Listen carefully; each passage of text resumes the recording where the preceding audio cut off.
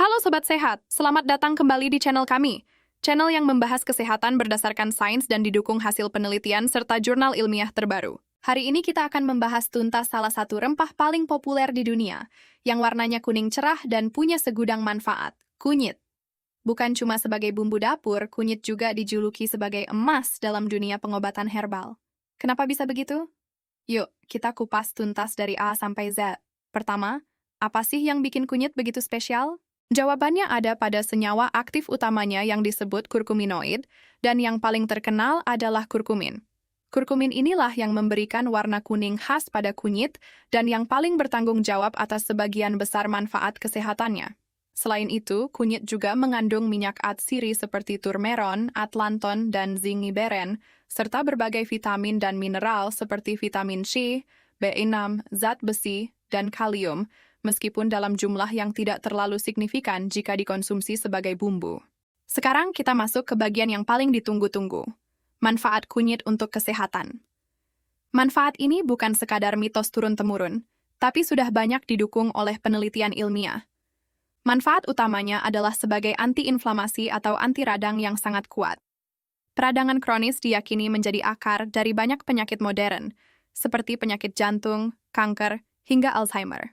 Nah, kurkumin dalam kunyit terbukti mampu memblokir molekul NF-kB, sebuah molekul yang berperan besar dalam mengaktifkan gen-gen terkait peradangan di dalam sel kita. Sebuah meta-analisis yang dipublikasikan di jurnal Drug Design Development and Therapy pada tahun 2021 menemukan bahwa suplemen kurkumin secara signifikan dapat mengurangi penanda peradangan dalam tubuh. Efeknya bahkan disebut-sebut sebanding dengan beberapa obat antiinflamasi, tapi tanpa efek samping yang berat. Manfaat kedua yang tak kalah hebat adalah sebagai antioksidan. Kerusakan oksidatif dari radikal bebas adalah salah satu mekanisme di balik penuaan dan berbagai penyakit.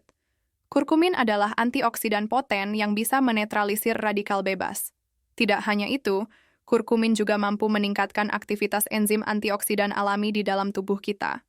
Jadi, dia memberikan perlindungan ganda. Selanjutnya, kunyit sangat baik untuk kesehatan otak. Kurkumin dapat meningkatkan kadar Brain-Derived Neurotrophic Factor atau BDNF, sejenis hormon pertumbuhan yang berfungsi di otak. Penurunan kadar BDNF sering dikaitkan dengan depresi dan penyakit Alzheimer. Dengan meningkatkan BDNF, kurkumin berpotensi menunda, atau bahkan membalikkan penurunan fungsi otak terkait usia.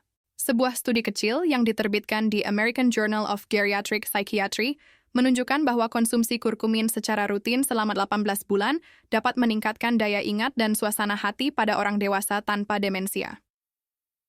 Bagi penderita radang sendi atau osteoartritis, kunyit bisa menjadi sahabat baik. Karena sifat antiinflamasinya yang kuat, banyak penderita radang sendi melaporkan perbaikan gejala setelah mengonsumsi suplemen kurkumin. Sebuah ulasan sistematis di Journal of Medicinal Food menyimpulkan bahwa ekstrak kunyit efektif untuk meredakan nyeri pada pasien osteoartritis dengan efektivitas yang bisa dibandingkan dengan obat ibuprofen. Manfaat lainnya termasuk membantu kesehatan jantung dengan meningkatkan fungsi endotelium atau lapisan pembuluh darah, membantu mencegah dan bahkan mungkin mengobati kanker pada level molekuler, serta membantu meringankan gejala depresi. Beberapa penelitian bahkan menunjukkan efek kurkumin sebanding dengan obat antidepresan, namun tentu saja ini masih memerlukan penelitian lebih lanjut. Nah, setelah tahu semua manfaatnya, pertanyaannya adalah, berapa banyak kunyit yang harus kita konsumsi? Dosis yang dianjurkan sangat bervariasi tergantung pada tujuannya. Untuk penggunaan sebagai bumbu masakan, tentu tidak ada patokan khusus.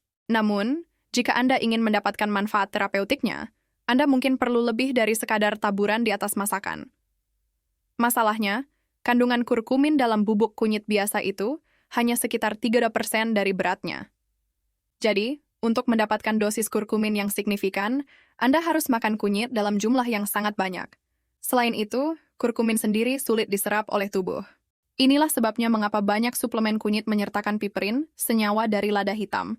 Piperin terbukti dapat meningkatkan penyerapan kurkumin hingga 2000%.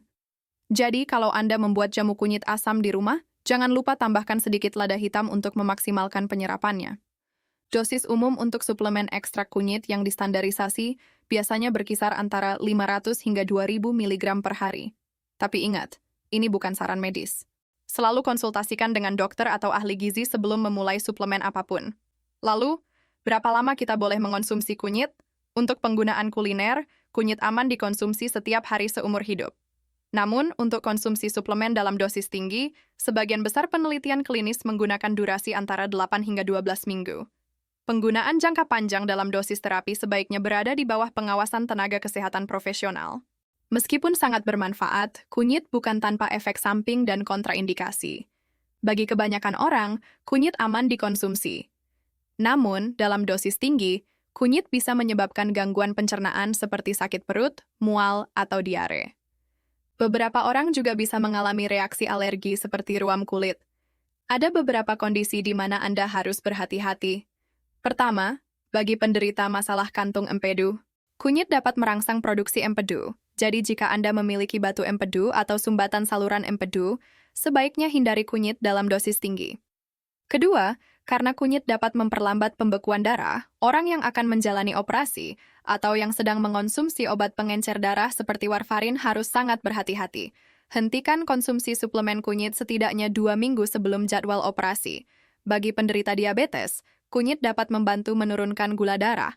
Ini bagus, tapi jika dikombinasikan dengan obat diabetes, ada risiko gula darah turun terlalu rendah atau hipoglikemia. Jadi, pantau terus gula darah Anda. Kunyit juga dapat mengganggu penyerapan zat besi, jadi penderita anemia defisiensi besi sebaiknya tidak mengonsumsi suplemen kunyit bersamaan dengan suplemen zat besi. Untuk ibu hamil dan menyusui, penggunaan kunyit sebagai bumbu masakan dianggap aman. Namun, penggunaan suplemen kunyit dalam dosis tinggi tidak dianjurkan karena berpotensi merangsang rahim. Selalu konsultasikan dengan dokter kandungan Anda. Jadi, kesimpulannya bagaimana? Kunyit, terutama senyawa aktifnya kurkumin, adalah rempah yang luar biasa dengan segudang manfaat kesehatan yang didukung oleh sains, terutama sebagai antiinflamasi dan antioksidan. Menambahkan kunyit ke dalam masakan Anda adalah cara yang lezat dan aman untuk mendapatkan sebagian kecil manfaatnya. Untuk mendapatkan efek terapeutik yang lebih kuat, suplemen ekstrak kunyit yang dikombinasikan dengan piperin bisa menjadi pilihan. Tapi ingat, selalu di bawah pengawasan profesional kesehatan. Kunyit bukanlah obat ajaib untuk semua penyakit, tapi merupakan tambahan yang sangat berharga untuk gaya hidup sehat.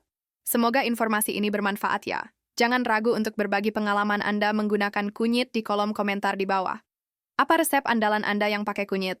Atau mungkin Anda punya pengalaman dengan suplemen kunyit? Kami senang mendengarnya. Terima kasih sudah menonton. Jangan lupa like, share, dan subscribe agar tidak ketinggalan video informatif lainnya. Sampai jumpa.